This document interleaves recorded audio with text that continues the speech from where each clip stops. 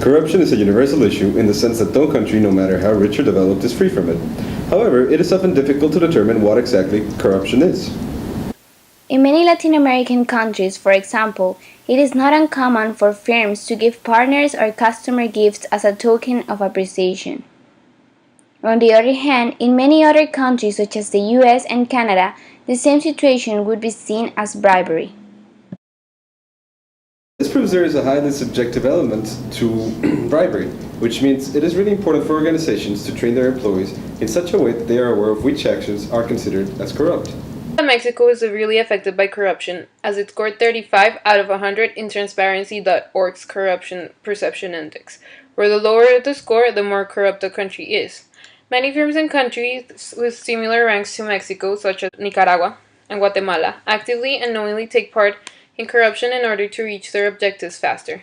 It is not uncommon for firms to have to bribe government officials in order to receive permission to build structures within a reasonable timeline. Otherwise, it could take up to months. This sort of behavior is not necessarily encouraged. However, it is not punished. In contrast, in Canada, bribery would be seen as a severe offense.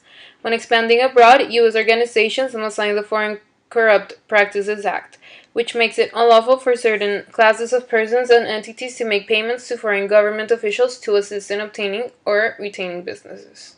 Many popular brands such as Johnson & Johnson, Ralph Lauren, and Walmart have been involved in corrupted acts. In 2012, the New York Times reported that Walmart Mexico allegedly paid up to $24 million in bribes to Mexican officials in exchange for construction permits to expand the company's presence in the country.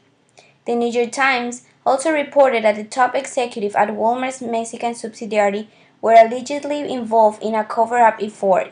Transparency.org interviewed more than 3,000 business executives from 13 sectors in 30 countries about their views on business and bribery. More than 1 out of 4 business people worldwide believe they have lost business because a competitor paid a bribe.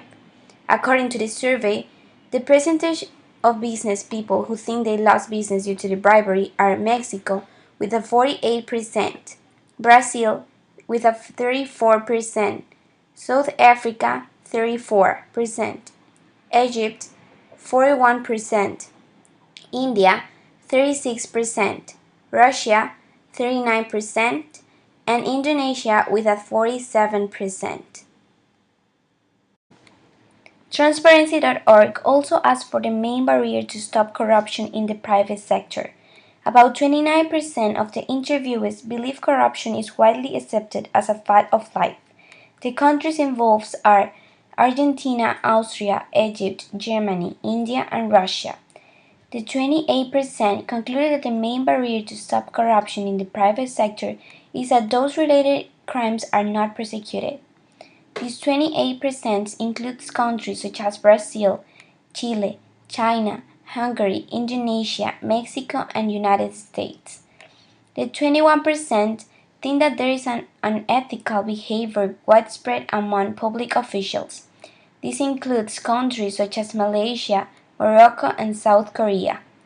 Finally, the 19% of business people think that the businesses do not take the issue seriously enough, like France, Hong Kong, Japan, Poland, Singapore, and UK.